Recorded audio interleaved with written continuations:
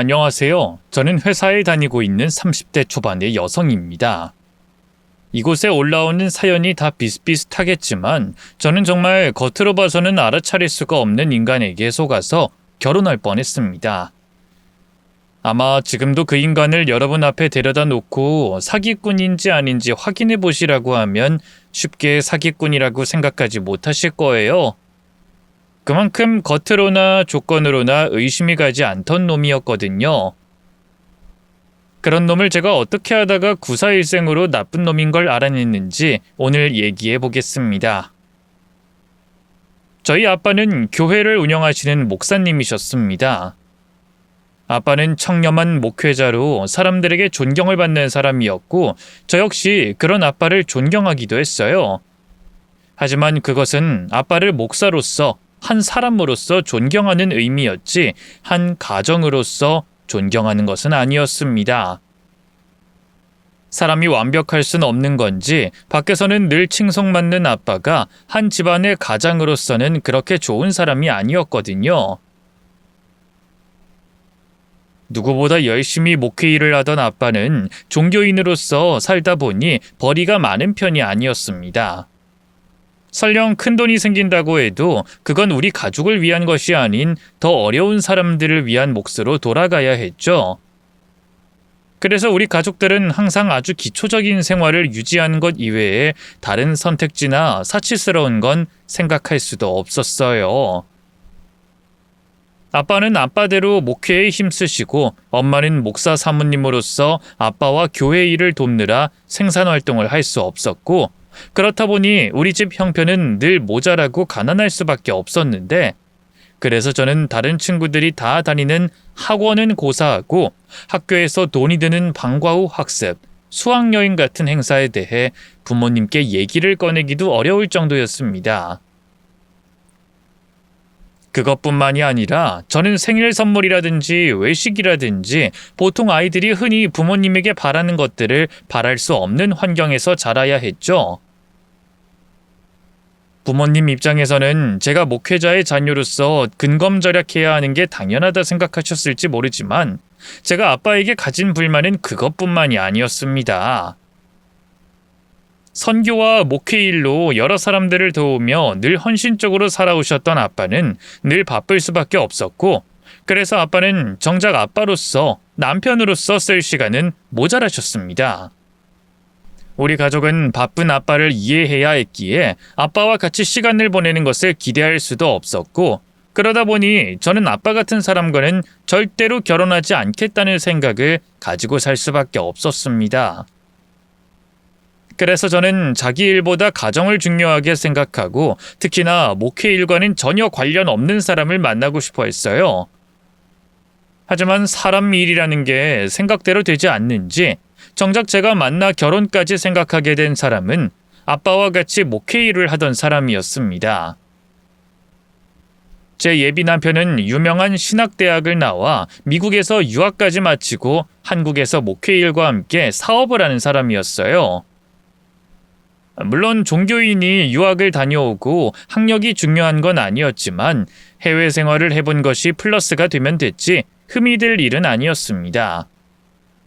게다가 유학 생활을 하며 배운 영어와 넓은 세계관 덕분에 제 예비 남편은 이미 여러 나라들을 다니며 선교 활동도 적극적으로 해왔고 어린 나이임에도 이미 목회자로서 여러 사람들의 존경을 받으며 자리매김을 한 사람이었습니다. 그 넓은 시각 덕분에 하나님의 말씀을 교회 안뿐만 아니라 밖에서도 전하겠다며 사업을 했고요.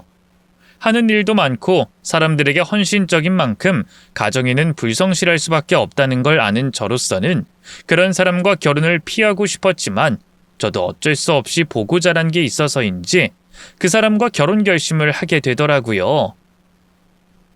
하지만 제 예비 남편은 아빠와는 다른 사람이었어요. 아빠는 일과 가정을 둘 다 지키지 못했지만 제 예비 남편은 목회 일과 사업을 누구보다 열심히 하면서도 자기 가족과 주변 사람을 챙길 줄 아는 사람이었거든요. 그래서인지 연애 때부터 결혼을 약속한 이후에도 저에게 변함없이 잘하는 사람이었죠. 준이 너는 바쁘지 않아? 나도 아빠가 목회 일을 하셔서 알지만 교회 돌보고 교인들 챙기고 하다 보면 늘 시간이 없잖아. 근데 넌 어떻게 매번 나를 만나러 와주고 하는지 진짜 신기해. 아무리 바빠도 진아 널 볼 시간은 있어야지. 나는 늘 마음속으로 너 생각하고 있는걸? 너도 그렇지 않아? 물론 나도 그렇지만 나랑 준이 너는 다르잖아. 어떻게 그 많은 사람들을 신경 쓰고 챙겨주나 싶어서. 너는 가족들한테도 살갑게 잘하고 심지어 우리 부모님까지 챙기잖아. 그게 정말 고맙고 신기해. 우리 아빠는 그러지 못하셨거든. 늘 교회가 우선이었고 교인들을 챙기느라 우리 가족은 뒷전이었어. 나 어릴 적에 우리 식구들만 따로 여행 가본 적도 한 번 없었다니까? 물론 여행을 안 다닌 건 아니지만 그건 전부 교회 수련회나 다른 사람들과 같이였거든. 아빠는 그런 일들로 바빠서 우리 가족들만 챙겨준 적이 없었어. 그래서 어린 마음에 그게 너무 싫어서 절대로 목회하는 사람이랑은 결혼 안 할 거라고 다짐했었는데 결국 널 만나게 됐네. 물론 너는 우리 아빠와는 완전히 다른 사람이지만. 진아, 네가 많이 섭섭했겠다. 하지만 아버님께서도 고충이 있으셨을 거야. 나도 목회하다 보니 누구보다 이해할 수밖에 없는 입장이고 나도 그걸 잘 알아서 더 노력하려고 하는 거야. 목회 일에 힘쓰고 교인들을 챙기는 것처럼 내 가까운 친구들이나 가족도 챙기려고 하는 거지. 아버님도 너무 바빠서 어쩔 수 없으셨던 거지 일부러 그러신 건 아니실 거야. 아무래도 옛날 분이시니까 가까운 가족보다는 남을 도와야 한다고 생각하셨겠지. 내 가족보다 더 어렵고 힘든 사람은 늘 있으니까. 밖에 나가보면 가족 하나 없고 혼자 외롭고 힘든 사람들이 정말 많거든. 그런 분들은 옆에서 도와주는 사람도 없고 같이 고락을 나눌 사람도 없으니까. 아마 아버님은 그분들이 마음 쓰이셨던 게 아닐까? 넌 어쩜 마음이 그렇게 넓어? 난 아직도 아빠에게 서운한 마음이 있는데. 근데 너 얘기 들으니까 내가 너무 철이 없었나 싶네. 아니야. 네 입장에선 충분히 서운할 수 있지. 그래서 목회자는 절대 싫었는데 나랑은 결혼해도 되겠다 싶었던 거야? 그런 셈이지. 준이 너를 보면서 가정적인 목회자도 있다는 걸 알게 됐거든. 너는 처음부터 지금까지 나한테 한결같은 사람이니까. 이런 남자가 아니면 내가 누구랑 결혼하겠어? 남편은 그런 제 생각마저 바꿀 정도로 저한테 잘하는 사람이었습니다. 매일 모닝콜로 저를 깨워주고 잠들기 전까지 통화를 하고 제가 지나가듯 했던 말까지 다 기억하며 제가 필요하고 바라는 건 뭐든지 해주려 하는 사람이었죠. 어머, 이게 뭐야? 이거 내가 갖고 싶었던 건데. 내가 이거 갖고 싶었던 거 어떻게 알았어? 내가 왜 몰라. 다 알지.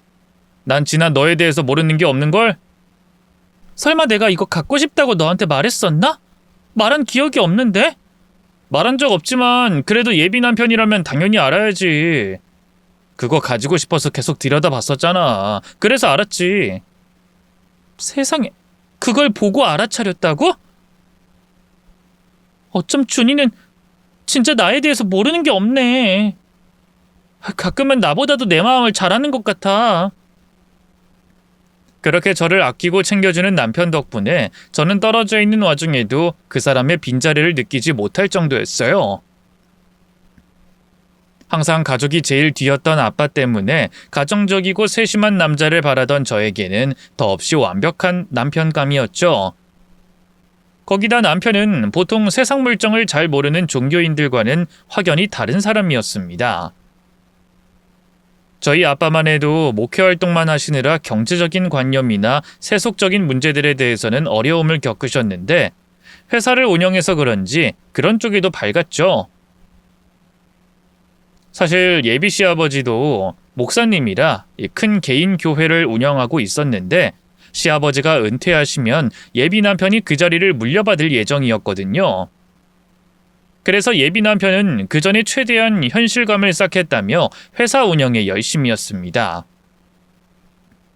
그런 예비 남편의 회사는 규모는 작지만 내실이 탄탄한 회사였죠. 하나만 하기도 힘든 세상에 여러모로 다재다능한 예비 남편을 보며 저는 또 한 번 그 사람에게 존경심이 생겼습니다. 그렇게 신앙적으로도 능력적으로도 여러모로 완벽하고 내적으로나 외적으로나 흐트러짐 없이 단단한 남편은 깐깐했던 저와 저희 아빠의 기준을 충분히 통과할 수 있었습니다. 그렇게 결혼을 계획하며 차질 없이 준비해 가고 있는데 문득 남편의 이상한 점이 보였습니다. 제가 바라는 일이라면 그게 뭐든지 어떻게든 해주려고 노력하는 사람이 유독 해외여행을 꺼리더라고요. 우리 신혼여행으로 이번에 하와이나 당신 유학했던 곳으로 갈까? 미국? 글쎄, 미국은 너무 멀지 않나? 멀긴 해도 이럴 때 아니면 언제 가보겠어. 나 예전부터 미국 한번 다녀오고 싶었단 말이야. 네가 나 가이드도 해주고 좋잖아. 어? 아니 난 별로 안 가고 싶은데. 진아 네가 안 겪어봐서 그렇지 미국 생각보다 볼 거 없어. 땅덩어리가 넓어서 여기저기 다니기도 어렵고 도시는 복잡하고 시골은 심심하고 그렇거든. 그리고 미국 물가가 워낙 비싸서 돈이 한두 푼 드는 것도 아니고 우리 결혼 자금도 생각하려면 신혼여행에 너무 큰 돈 쓰기는 좀 그렇지 않아? 그런가? 하긴 뭐 미국을 갑자기 결정할 만한 일은 아니긴 하다. 난 그냥 준이 네가 미국에 대해 잘 알 것 같아서 그렇게 생각해봤거든. 그리고 사실 나 미국 유학 시절에 너무 고생을 많이 해서 혹시라도 그때 기억이 떠오를까봐 좀 그렇네. 뭐? 왜? 미국에서 무슨 안 좋은 일이라도 있었어? 아니 뭐 대단한 일은 아니고 그냥 유학생들이 겪는 흔한 고충들 있잖아. 동양인이라고 차별을 받기도 하고 괴롭힘 당하기도 하고. 요즘은 세상이 바뀌어가고 있어서 좀 다르겠지만 내가 유학하던 시절만 하더라도 아직은 인종차별이 많이 흔했거든. 그때는 길을 걷다가 갑자기 모르는 사람들에게 욕을 먹고 시비 걸리는 일들이 워낙 많았어. 어머, 그런 일이 있었어? 그런 얘기를 안 해서 난 몰랐어. 미안해. 그런 일이 있는 줄도 모르고 난 괜히 눈치 없이 미국 얘기나 꺼냈네. 아니야. 내가 말을 안 했는데 진아 네가 어떻게 알겠어. 진아 네 잘못은 아니지. 근데 왜 나한테 말 안 했어? 미리 말했으면 나도 조심하고 신경 썼을 텐데. 아니, 뭐 좋은 얘기도 아니고 다 지나간 일이라 나도 별 생각이 없었어. 근데 갑자기 여행을 가려고 생각하니 그때 생각이 들어서 말이야. 나중에 시간이 좀 더 지나면 몰라도 아직은 여행 갈 마음의 준비가 안 된 것 같아. 알았어. 미안해 준아.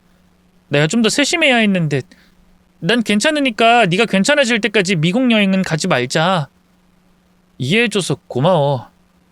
괜히 진아 너한테 미안하네. 남편이 미국 유학을 했었기에 저는 나중에 같이 미국 여행을 갔으면 좋겠다고 생각했었습니다. 저는 어릴 적부터 미국 문화에 동경이 있었고 예비 남편은 그 시절 추억이 있을 테니 같이 가서 경험하고 싶었거든요.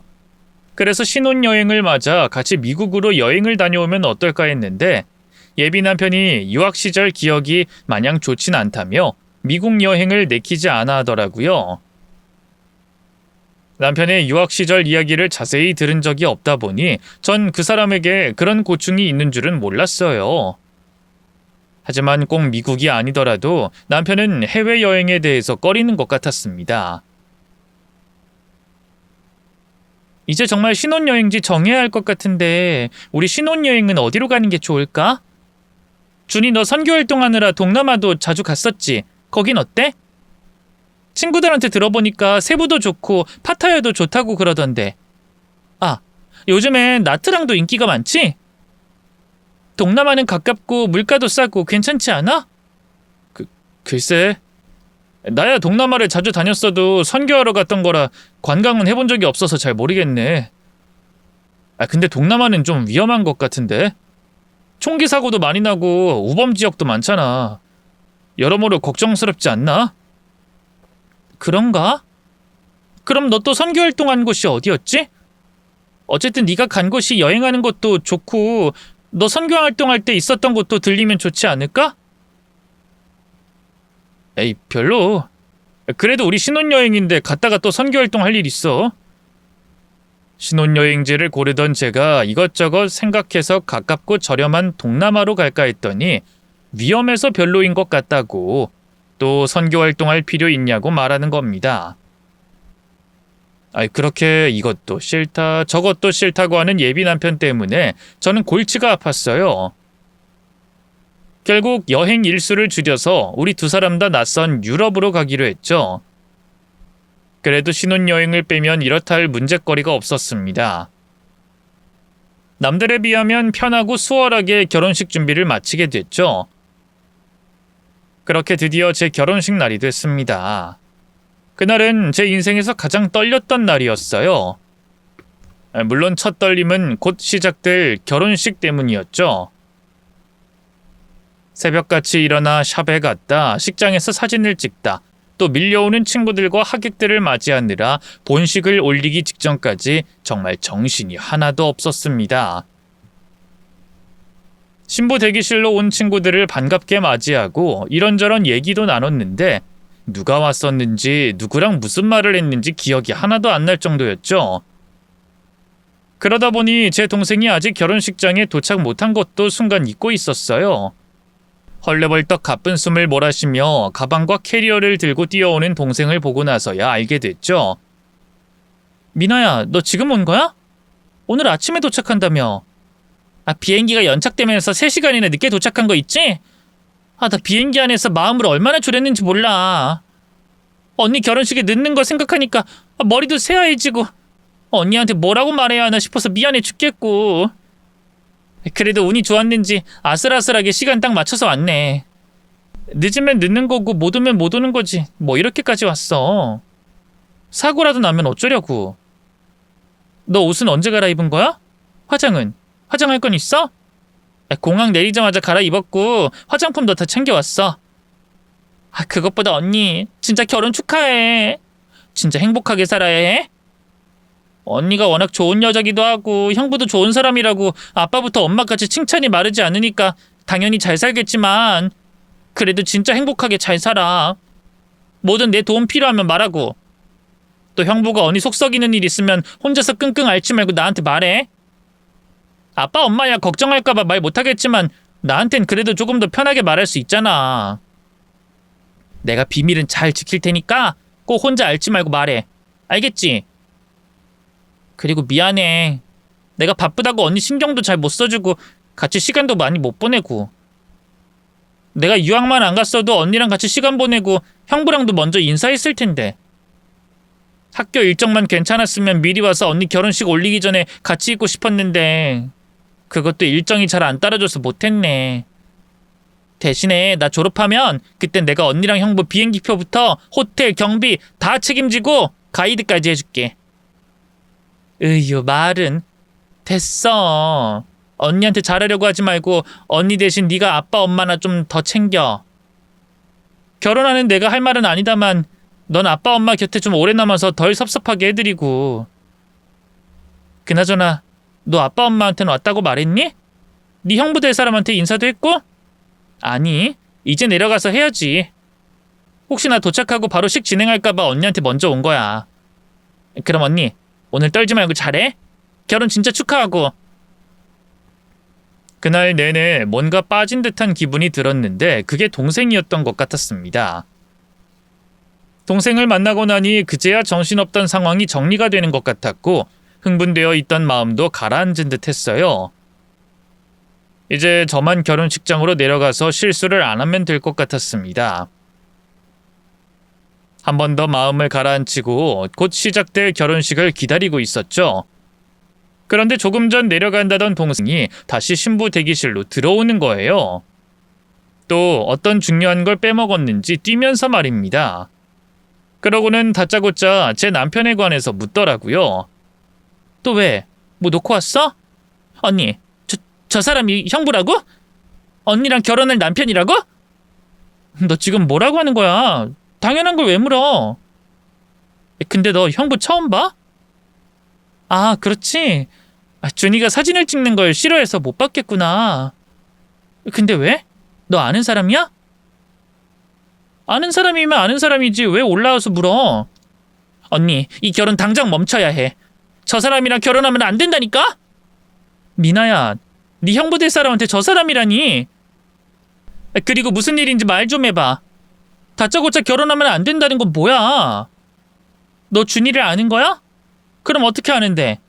도대체 왜 이러는 건데?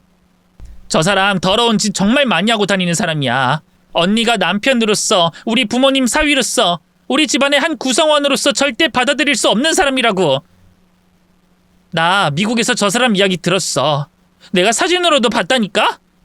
분명히 저 사람이 그 더러운 짓을 하고 다녔다는 걸 직접 들었다고. 내 친구가 피해자의 친구라서 확실해. 더러운 짓? 그게 무슨 말이야? 저 사람이 뭘 했는데? 유학 온 여자들 상대로 몹쓸 짓 하던 사람이야. 외국 생활하는데 도움 주겠다면서 접근하거나 교회에서 알게 된 여자들 여러 명 사귀다가 한인 커뮤니티 뒤집어 놨던 사람이라니까? 뭐? 아니, 네가 뭘 잘못 알았겠지. 다른 건 몰라도 준이가 그런 문제로는 절대 엮일 사람이 아니야. 내가 선택하고 아빠가 허락한 거 보면 모르겠어?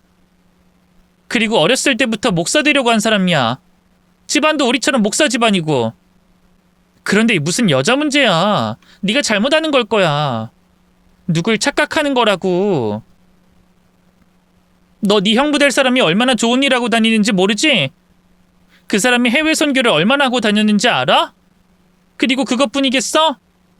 한국 돌아와서는 또 얼마나 말씀처럼 사는지 아냐고.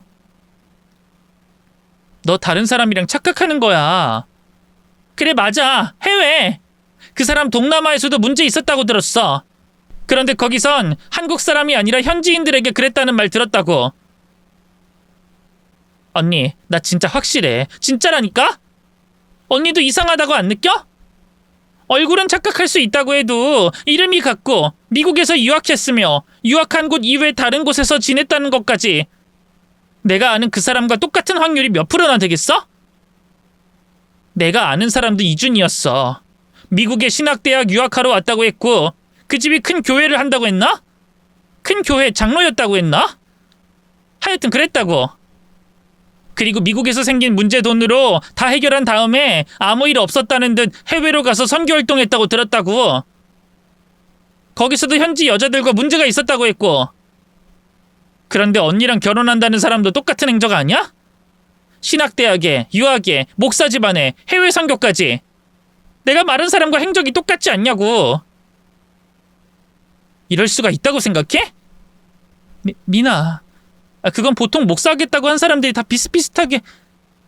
그러니까 네가 뭘 착각하고. 언니도 이상하다고 느껴지지? 그럼 잠깐만 기다려. 내가 미국에 있는 친구한테 그 사람 사진 있냐고 물어볼 테니까. 갑자기 그것도 결혼식인 당일 식장에 들어가는 걸 얼마 남기지 않고 믿을 수 없는 이야기라는 동생 때문에 너무 혼란스러웠습니다. 당연히 처음엔 동생이 착각한다고 생각했어요. 아니, 미국에 있는 친구에게 사진을 구해보겠다고 말할 때까지도 동생이 다른 사람과 남편을 착각한다고. 또 이 세상에서 누구보다 완벽한 내 이상형인 남편이 그런 짓을 할 리가 없다고 생각했습니다. 어쩔 수 없이 불안한 마음을 가지고 있었지만 동생이 말한 인간 쓰레기와 내 남편은 절대 같은 사람이 아닐 거라고 생각했죠. 그냥 동생이 빨리 사진을 받고 착각한 거라는 걸 확인하고 싶은 마음뿐이었어요. 정말 만에 하나 남편이 그 인간 쓰레기가 맞다면 제가 견딜 수 없을 것 같았거든요. 그래서 아니라는 걸 믿고 싶었습니다. 그런 저에게 동생은 눈치를 보다 말을 걸어왔죠. 언니, 이 사람 목 뒤에 큰 점 있지? 어? 점? 점이 있긴 한데 목 뒤에 점이야 누군들 있을 수 있잖아. 그리고 크고 작다는 것도 사람마다 기준이 다르고. 왜? 그 사람도 목 뒤에 점이 있어? 언니, 너무 놀라지 말고 이거 봐봐. 헉? 이 사진을 미국에 있는 네 친구가 보냈다고? 그러니까 준이가, 아니, 이 사진 속 남자가 그런 짓을 하고 다닌 사람이라고? 목 뒤에 점까지 확실한 거지? 언니 이제 내 말 믿을 수 있는 거지? 얼굴도 목 뒤에 점도 맞긴 맞는데, 아니 그런데 이럴 리가 없는데. 이거 무슨 오해가 있거나 누명을 쓴 것 같은데. 미나야, 네가 말한 거 진짜야? 아니 왜 사람들 중에 억울하게 누명 쓰는 경우도 있잖아. 집안에 돈 있고 또 사람이 착하고 그러면 이상한 사람들이 꼬이고 그러기도 하잖아. 그러다 보니까 언니, 이 정도면 언니도 현실을 부정만 할 게 아니잖아. 확실하다니까? 피해자들도 있어. 시간은 좀 걸리겠지만 이 인간한테 당한 피해자들도 연락해서 무슨 일이 있었는지 직접 들을 수도 있다고. 언니, 이 사람 만난 거 언니 잘못 아니야. 이 사람이 작정하고 속인 거 아니야. 그러니까 언니도 아빠도 엄마도 속았던 거지. 지금 중요한 건 이 결혼 지금 당장 중단하는 거야. 내가 내려가서 아빠 엄마한테 말할 테니까 언니는 결혼식 관계자 찾아서 식을 못하게 됐다고 해. 동생은 이 결혼을 지금 당장 중단해야 한다며 설명하는데 정작 결혼식의 당사자인 저는 정신을 놓고 멍하니 있었어요. 동생이 하는 말은 물속에서 이야기를 듣는 것처럼 먹먹하게 들려왔고 동생이 알려준 충격적인 진실도 둥둥 떠다니는 거짓말 같아 도저히 믿어지지 않더라고요. 이게 결혼식 부담감으로 꾸는 악몽인가 싶을 정도로 현실 감각이 떨어져 있었습니다. 이 세상에서 가장 확실하다고 생각했던 사람이 모두 거짓이고 거기다 수많은 죄악을 저질러 왔다는 사실에 충격이 너무 커서 정신이 나가버렸던 거죠. 그런데 그때 넋이 나가 있던 저를 한 번에 끼우는 목소리가 들려왔어요. 결혼식장 직원분께서 준비할 시간이라며 제 방에 들어와 말한 거죠. 그 목소리를 듣고 내가 악몽을 꾸는 게 아니라는 걸, 방금 전까지 결혼식에 들떠 있었던 신부였다는 걸 다시 깨달았습니다. 그제야 먹먹하던 귀가 뚫리며 저를 걱정하는 동생의 목소리가 또렷이 들렸어요. 그리고 안개가 낀 것처럼 뿌옇던 제 시야도 깨끗해졌죠. 시야가 깨끗해지며 제 눈에 가장 먼저 들어왔던 건 제가 입고 있던 드레스였습니다. 남편이 10년 뒤, 20년 뒤, 또 평생 리마인드 결혼식을 하자며 직접 고르고 사준 순백색의 드레스가 말이죠. 그런데 그땐 그 순백의 드레스가 온갖 더러운 게 묻은 걸레짝처럼 느껴졌습니다. 마치 제 눈에 환각이 보이는 것처럼 순백색의 드레스가 잔뜩 때 묻은 드레스로 보였어요. 저는 미친 사람처럼 제가 입고 있던 드레스를 벗다 못해 찢어버렸습니다. 소리를 지르며 드레스를 찢고 벗어버린 저는 신부 대기실을 뛰쳐나왔어요. 그땐 저도 제정신일 수가 없었으니까요. 제가 알고 있던 사람과 정반대인 남편의 과거로 인해 이 세상에 믿을 수 있는 게 없다고 생각됐고 그 결혼을 선택한 모든 게 끔찍하고 더럽게만 느껴졌습니다. 그래서 뛰쳐나왔던 저는 출구도 제대로 찾지 못하고 계속 뛰어다녔어요. 그때 따라 나온 동생이 절 붙잡고 안아주며 진정시켜줬죠. 동생 품에서 안기고 나서야 저는 겨우 진정할 수 있었고 정신을 차릴 수 있었어요. 언니 괜찮아. 다 괜찮을 거야. 아직 결혼식장에 들어간 것도 아니고 부부가 된 것도 아니잖아. 언니가 잘못한 것도 아니야. 저 인간이 몹쓸 짓 하고 다니다 자기 과거 숨기고 언니 앞에 나타난 거야. 거기다 저 집 부모들도 자기 자식 감싸겠다고 언니를 속였는데 언니가 어떤 수를 알 수 있었겠어. 자책하지 마. 언니 탓도 아니고 어느 누구도 언니 잘못이라고 생각할 사람 없어. 그냥 저 인간이 인간 말종의 쓰레기인 거야. 언니는 저기 대기실에 내가 올 때까지 문 닫고 있어. 내가 아빠 엄마한테 말하고 올 테니까. 그리고 집으로 가자. 가서 좀 쉬자. 알았어. 근데 아빠 엄마 충격받으시면 어쩌지? 벌써 결혼식장에 사람들이 저렇게 많이 왔는데 나 때문에 내가 알아차렸어야 했는데. 언니 탓 아니라니까. 내가 놀라지 않게 말할 테니까 언니는 언니 마음부터 추슬러. 그럼 나 갔다 올게. 미나야, 잠깐만. 너 저 사람이 어떤 사람인지 더 증명할 수 있어? 방금 나한테 보여줬던 사진처럼 저 사람이 한 짓에 대해서 더 증명할 수 있겠냐고. 증명? 뭐 지금 나랑 연락된 친구 통해서 그 친구의 친구와 관련된 일은 가능할 것 같은데 나머지는 지금 당장 힘들지. 저 인간 집에서 돈으로 해결한 피해자들도 있고 지금 당장 연락되지 않은 사람들도 있을 거고 해외 선교하면서 생긴 피해자들은 그 나라 현지인들 일이라 더 오래 걸릴 것 같고. 근데 그건 왜? 뭘 어떻게 하려고? 뭘 어떻게 하긴. 이 결혼 왜 멈추게 됐는지, 또 저 인간이 어떤 인간인지 사람들한테 알려야 할 거 아니야. 나 개인적으로도 이렇게 도망치듯이 떠나면 창피하고 부끄러운데, 그것보다 저 인간 나랑 끝났다고 해서 또 이런 짓을 그만둘 사람 아니야. 나 같은 피해자, 미국에서 또 해외에서 생긴 피해자들 되풀이하듯이 생길 거야. 그리고 네가 말했잖아. 저 인간 부모들이 자기 자식 감싸고 있다고. 그게 용납이 되니? 대형 교회 목사랍시고 자기 아들까지 목회 공부했답시고 사람 좋은 척 하나님의 말씀대로 사는 척하고 사는데 완전 아니잖아. 이보다 더 나쁜 인간들이 없잖아. 그런 인간들 실체를 다 밝힐 수 있는 기회야. 내가 그냥 도망가고 이대로 파혼하면 두 번 다시 이런 기회 없어. 교회를 찾아가면 저 사람들을 선한 목회자라고 믿은 교인들에게 제지당할 거고, 저 인간 회사를 찾아가도 똑같이 날 막을 거라고. 아니, 날 이상한 여자 취급하면서 고소하겠지. 그럼 난 저 인간 때문에 내 마음, 시간만 버리게 된 사람이 돼. 다른 피해자들 역시 마찬가지고. 그러니까 미나, 네 도움이 필요해. 내가 내려가서 시간 끌 테니까 네가 어떻게든 저 인간 실체를 밝힐 수 있게 도와줘. 다른 나라에서 벌어진 일은 나중에 밝히더라도 미국 유학 중에 생긴 일이라도 증명할 수 있게. 이런 부탁해서 미안해. 근데 네 도움이 절실히 필요해, 미나야. 동생의 품에서 정신을 차렸던 저는 이대로 도망칠 수 없다고 생각했습니다. 저 개인적으로 그 인간들을 용서할 수 없었고, 이번 일을 넘기면 또다시 저와 같은 피해자들이 생길 거라고 생각했어요. 막아야 했고 복수해야 했습니다. 그리고 그 인간들 처벌받아야 했습니다. 그러려면 그날처럼 많은 사람들이 모인, 그 인간들의 가면만 보고 착한 사람들이라 믿는 사람들이 있을 때 밝히는 게 가장 좋겠다고 생각했죠. 저는 생각을 바꿔 도망치지 않고 결혼식을 올리며 시간을 끌기로 했어요. 동생에게 남편이 유학생활 중 저지른 일들에 대한 증거를 부탁하고 말입니다. 저는 아무런 일도 없었다는 듯 찢어진 드레스를 핀셋으로 이어붙이고 고정하곤 결혼식 직원분과 함께 밑으로 내려가 예식을 시작했어요. 다행히 위에 있었던 소동을 아무도 알아차리지 못한 덕분에 별다른 의심을 사지 않고 결혼식을 진행할 수 있었습니다.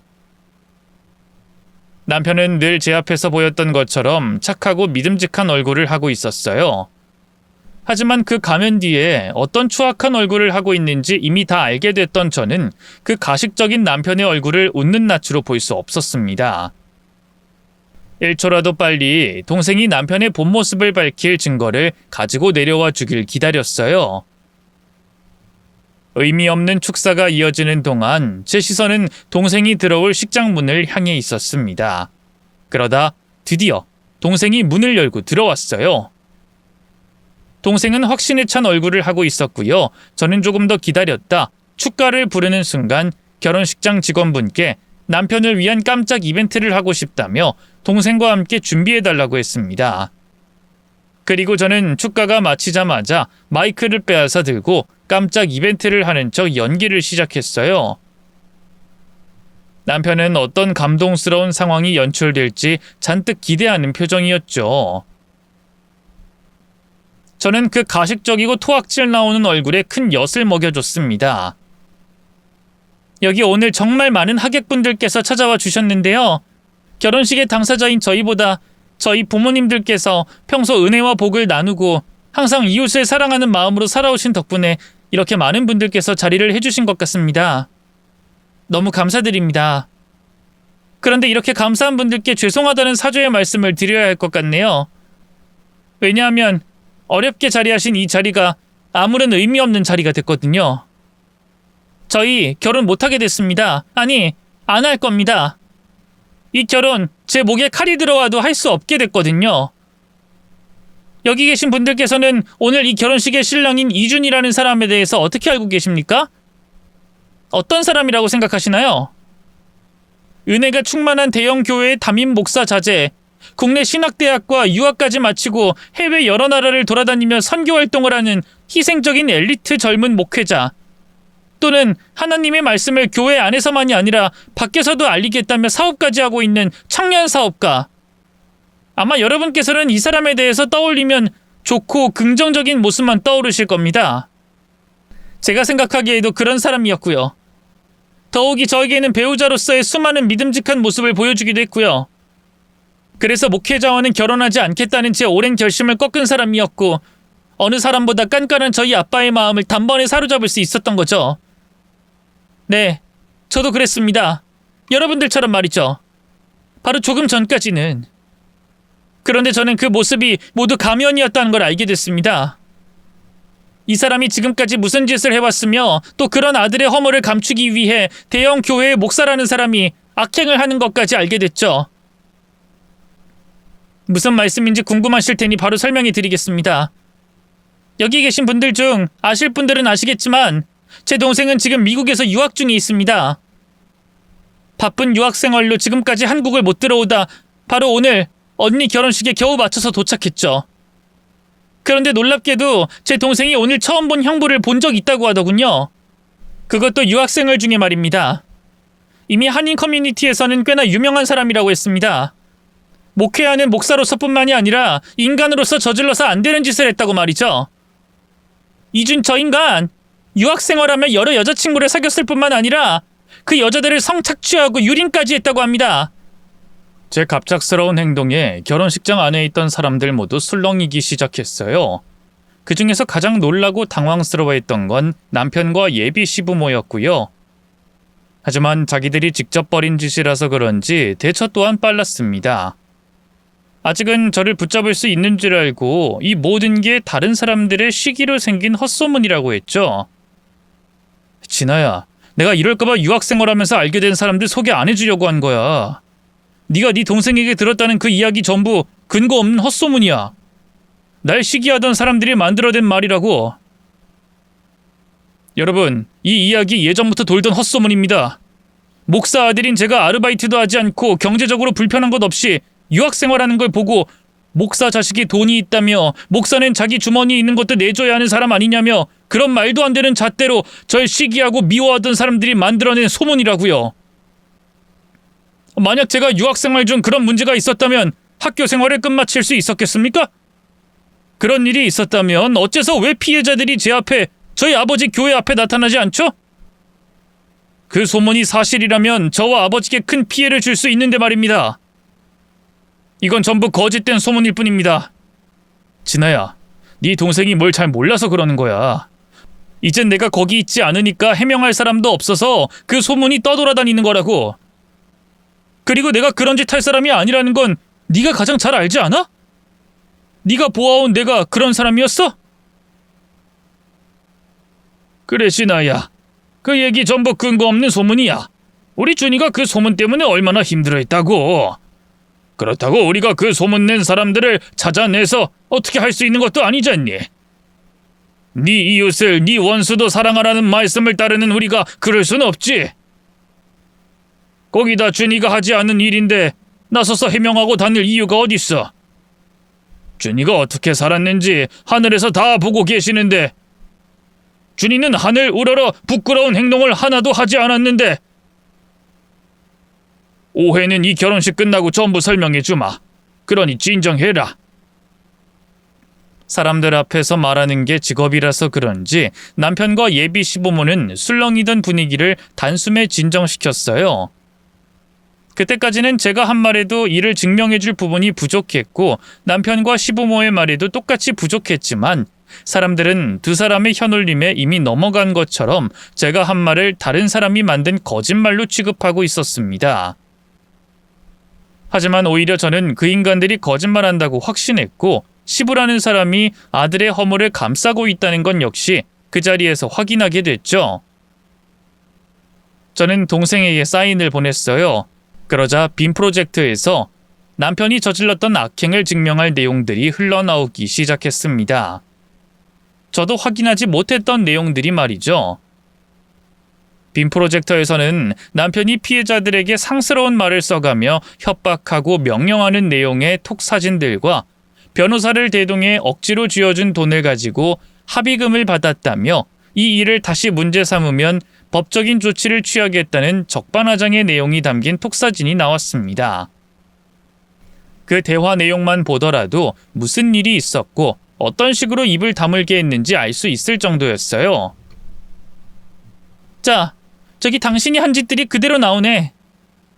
저기 저렇게 여러 여자들을 성착취하고 협박했는데도 헛소문이라는 말이 나와? 톡사진에 당신 얼굴도 있는데 저것도 당신이 아니라고? 저기에도 나오네. 당신 아버지가 대형 교회 목사라서 피해자 목소리 정도는 묻어버릴 수 있다고. 그러니까 그 돈 받고 찍소리도 하지 말라고 하잖아. 와, 너 이래서 일부러 유학생들 건드렸구나. 유학생들 법적으로 문제 생기면 학교 다니는 것도 그렇고 강제 추방도 당할 수 있으니까 이렇게 했어. 그리고 그쪽도 정말 대단하시네요.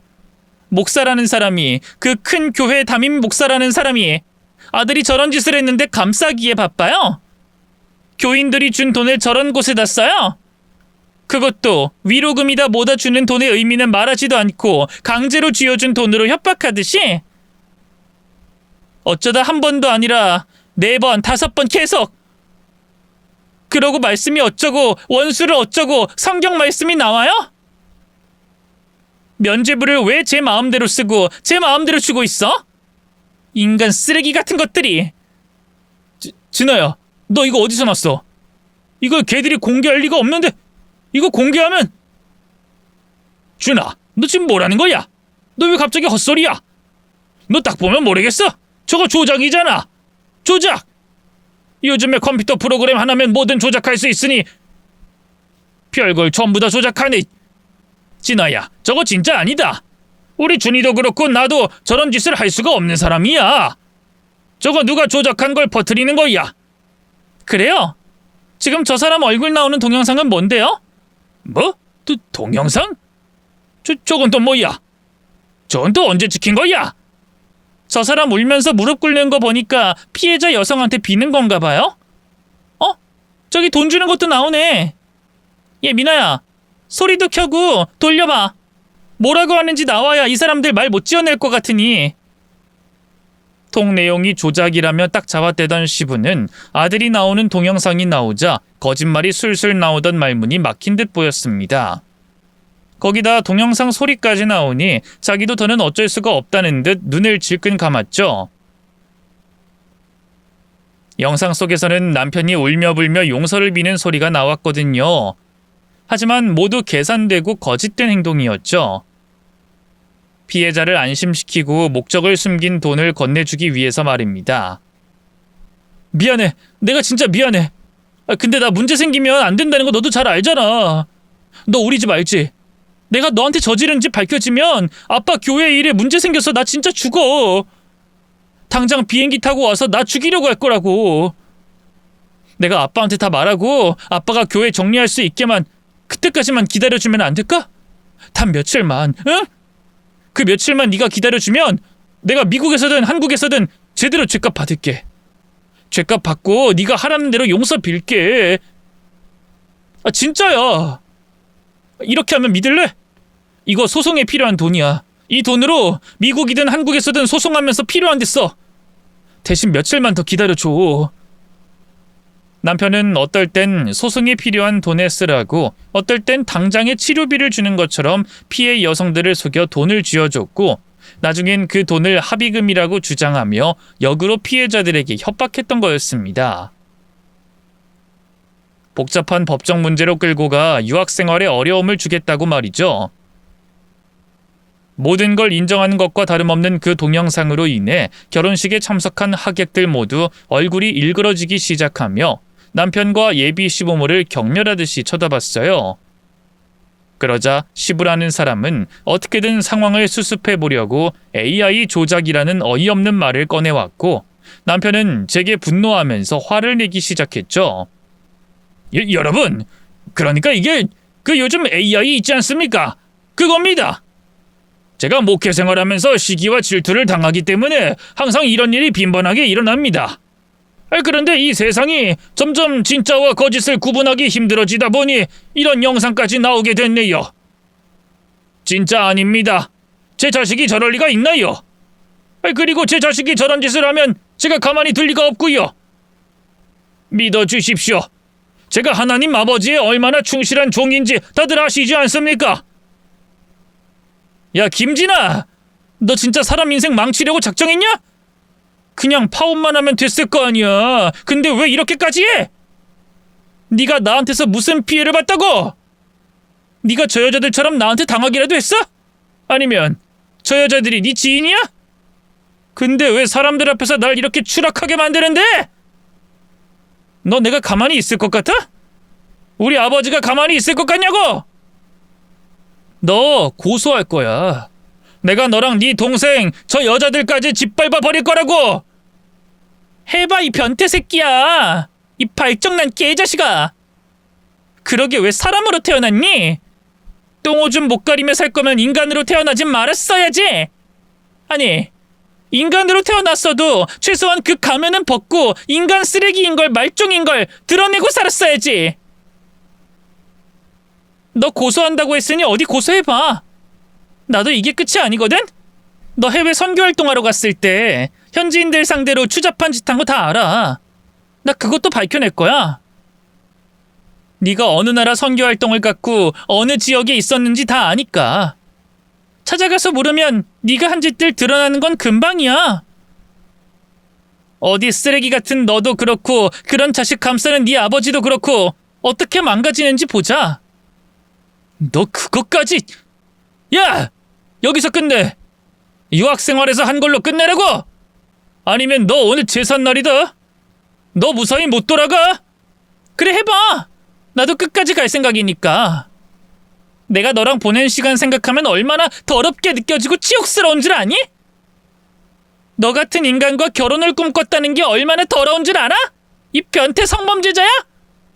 이게 정말... 이걸 콱... 흥분한 남편이 저에게 달려들려고 한 순간 그때 아빠가 제 앞을 가로막으시곤 남편의 복부를 가격하셨습니다. 그리곤 태어나 처음으로 아빠가 누군가에게 폭력을 쓰는 걸 보게 됐어요.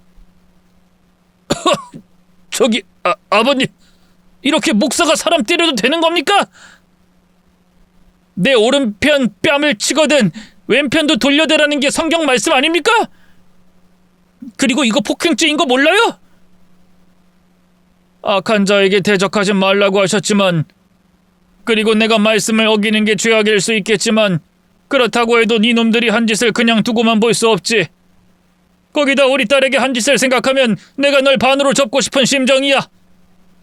그러니 못 움직일 정도로 패는 걸 다행이라 여겨라. 잠깐만요. 여기 교회 사람들 전부 다 보고 있어요. 지금 문제되면 아버님 밥줄도 끊기는 거예요. 너네 부자는 목회를 밥줄로 보는구나. 하긴 그러니 이런 일이 생기겠지. 걱정하지 마라. 난 밥 먹고 돈 벌려고 하는 목회 아니니까. 남편은 저희 아빠께 얻어터지느라 정신을 차릴 수가 없었고, 시부모는 자신들의 정체를 알고 등 돌린 지인들과 교회 사람들을 붙잡느라 정신이 없었습니다. 그렇게 저는 신앙을 오직 돈과 자기들 욕망을 채우는 데만 이용하고 더러운 과거를 숨긴 채 저와 가족의 연을 맺으려 했던 두 사람에게 완벽한 복수를 할 수 있었어요. 물론 그날의 소동이 끝은 아니었습니다. 그날 이후 저는 남편이 될 뻔했던 그 인간의 과거를 직접 찾아내기 시작했어요. 제가 결혼식장에서 시간을 끄는 동안 동생이 겨우겨우 설득한 유학생 피해자들을 찾아가 만나고 또 설득하면서 다시 한번 죄를 물을 수 있게 노력했고, 그 인간이 해외 선교한 곳의 현지 한인들과 연락하고 또 찾아가며 피해자들을 수소문했어요. 유학생 피해자들의 경우 당시 사건의 증거들이 남아있어 죄를 물을 순 있었지만 아쉽게도 그놈이 해외 선교 활동 때 현지인들에게 저지른 죄는 묻기가 어려웠습니다. 증언밖에 남은 게 없었거든요. 하지만 그들의 증언도 복수하는 데 좋은 재료가 됐습니다. 그놈의 아버지, 그 인간과 똑같은 사람이 아는 교회로 찾아가 해외 선교 활동하러 간 곳에서 무슨 짓을 했는지 알릴 수 있었으니까요. 그 일로 남편이 될 뻔했던 놈에게는 실형을 살게 할 수 있었고, 그놈의 아버지는 담임교회에서 내려올 수 있게 할 수 있었어요. 물론 우리나라 교회 특성상 아직까지 영향력을 끼치고 있겠지만 많은 교인들이 사실을 알 수 있게 했고 그 교회를 떠나게 한 것만으로도 성공이라고 생각합니다. 이 일을 겪고 우리나라, 아니 신앙이 가지고 있는 나쁜 면에 대해서 많이 생각해 보게 된 것 같고 저희 아빠가 한 행동처럼 옳은 행동할 땐 말씀을 어길 수도 있다는 걸 배우게 된 사건이었어요. 그리고 저희 아빠가 얼마나 더 대단한 사람인지 알게 되며 조금 남아있던 제 불신을 아예 지우게 됐고요. 또 무조건 그날의 일을 나쁘게만 생각하지 않으려고 합니다. 아빠가 이 일이 끝나고 제게 말씀해 주신 말처럼 어떤 일에서든 배움을 얻고 같은 실수를 반복하지 않으려 살면 되니까요. 여러분께서도 가끔 하는 실수를 너무 자책하지 마시고 더 나은 내가 될 수 있다는 믿음과 노력으로 하루하루를 보내시길 바라겠습니다. 그럼 사연 읽어주셔서 감사합니다. 안녕히 계세요.